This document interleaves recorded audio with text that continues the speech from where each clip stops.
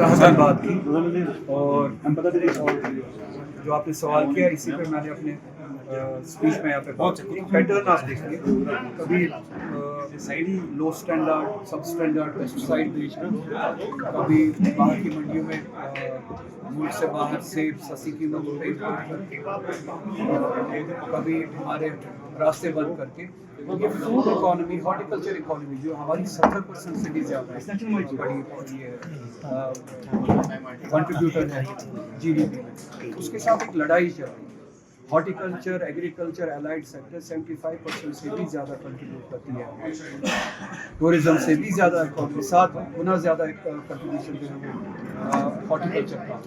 اور آپ دیکھیں پیٹرن ہے بعض ہمارے ہارٹیکلچر جاری ہے۔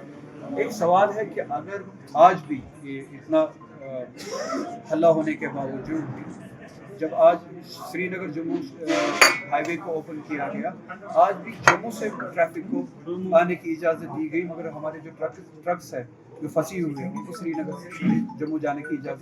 دی۔ اسی طرح سے پچھلے سال یا اس سے 1 سال پہلے ہائی وے پہ ٹرکوں کو روکا گیا تھا، جان بوجھ کے روکا گیا تھا، اور جب تک ہمارے پروڈکٹ سڑ نہ جائے، ہمارے میوہ وغیرہ سڑ نہ جائے تب تک ٹرکس کو روکا گیا تھا۔ ایک پیٹرن نظر آتا ہے کہ ہماری اکانومی کے ساتھ لڑائی لڑی ہے، تو اسی کی کڑی جو ہے آج بھی آپ دیکھ رہے ہیں۔ مگر یہاں پہ کل جو کوشش کی گئی تھی ایڈمنسٹریشن کے ساتھ بات اٹھائی گئی تھی، ایسوسیشن شبیر صاحب نے جو local honourable M L A جو فروٹ گروورز ایسوسیشن ہے، انہوں نے کوشش کی تھی، کہیں پہ انہوں نے بات سنی ہے اور مغل روڈ کے ذریعے آج ٹرکس کو جانے کی اجازت دی گئی ہے شوپیان سے۔ مجھے امید ہے کہ اسی طرح سے سری نگر جموں نیشنل ہائی وے پہ بھی ٹرکس کو جانے کی جلد از جلد اجازت دی جائے اور ہمارا میوہ جو ہے وہ سی ایم جو کہتے ہیں سی ایم کہتے ہیں کبھی ہمارے پاس وہ نہیں ہے، کبھی کہتے ہیں یہ نہیں ہے، پھر سی ایم کے پاس کیا ہے؟ سی ایم سے ہی وہ پوچھے، مجھے نہیں پتا۔ سر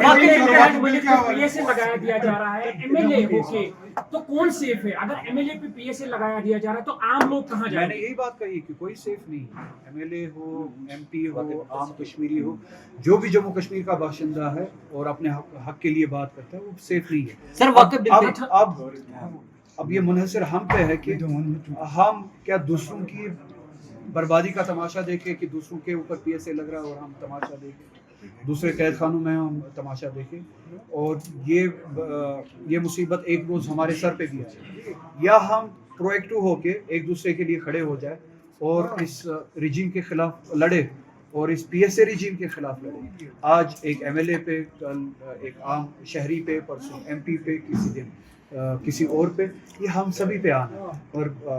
یہ تبھی رکے گا جب ہم سبھی ہمت کر کے اس کے خلاف لڑیں گے۔ جنہیں ہم نے اعتماد دیا تھا وہ شاید ابھی بھی سمجھ نہیں رہے، جن کو ہم نے ووٹ کے ذریعے اعتماد دیا تھا کہ اس رجیم کے ذریعے اس رجیم کے خلاف لڑیں، تو شاید ابھی بھی اس بات کا احساس نہیں ہو پا رہا ہے کہ اس کے لیے ہمیں پرو ایکٹیولی کھڑا ہونا پڑے گا اور لڑنا پڑے گا۔ میں آپ کے ذریعے ان تک بھی یہ بات پہنچاؤں گا کہ اب تو بیدار ہو جائے، اب تو اس بات کا احساس ہو جائے، اب تو اس بات کے لیے تیار ہو جائے۔ اب اگر وہ اس وقت خاموش رہے تو ان پہ بھی یہ باری آئے گی، اگر وہ نہ ہوئے تو ہم سبھی کو اس کے لیے کھڑا ہونا پڑے گا۔ سپریم کورٹ اور ہمارے عدلیہ سے، جوڈیشری سے ان جنرل یہی گزارش ہے کہ لا سب پہ اپلیکیبل ہونا چاہیے، ایک ہی پیمانے پہ، ہر کسی مذہب پہ ایک ہی طرح کا لا جو ہے وہ اپلیکیبل ہونا چاہیے۔ اگر دوسرے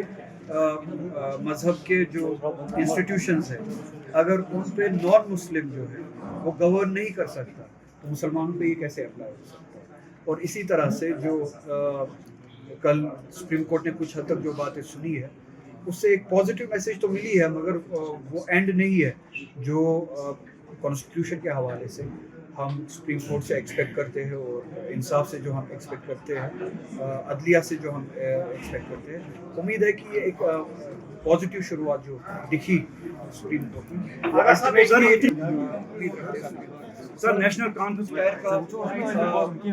کی کوئی رکاوٹ نہیں ہے، اگر اسی سائز کی ٹرک وہاں سے آ سکتی ہے تو یہاں سے بھی۔ سر 70 ووٹ تھی جو ہمارے آئینی حقوق ہے، جو کانسٹیٹیوشن ہے ہمیں دیا، ہمیں ووٹ ملا ہے اس لڑائی کے لیے، وہ ہمیں وہ لڑائی لڑنی چاہیے. ہم وہ لڑائی بھی بھول چکے ہیں اور اس کو ہم نے اسٹیٹ ہوڈ کی لیول تک لایا تھا, جنہوں نے بھی لایا تھا, میں نے نہیں. یہ کہہ کے کہ فی الحال ہم اسٹیٹ ہوڈ کا انتظار کریں گے اور شاید وہ آنے والا ہے, یا اسٹیٹ ہوڈ کی ڈیمانڈ کریں گے شاید وہ آنے والا ہے. میں نے تب بھی یہی بات کہی تھی کہ کوئی اسٹیٹ ہوڈ آنے والا نہیں ہے. نہ آپ کو یہ رجیم, بی جے پی رجیم اسٹیٹ ہوڈ کے حوالے سے امپاورمنٹ دینا چاہے گی, نہ کسی اور حوالے سے امپاورمنٹ. آپ کو اپنے حقوق کے لیے لڑنا پڑے گا اور ان وعدوں کے لیے پہ پورا اترنا پڑے گا جو آپ نے الیکشن کے دوران کیے. اور ہم نے وعدے کیے ہیں کہ ہم اسٹیٹ ہوڈ نہیں, اسٹیٹ ہوڈ سے زیادہ جو ہمارا اسٹیٹس اس کے لیے لڑیں گے.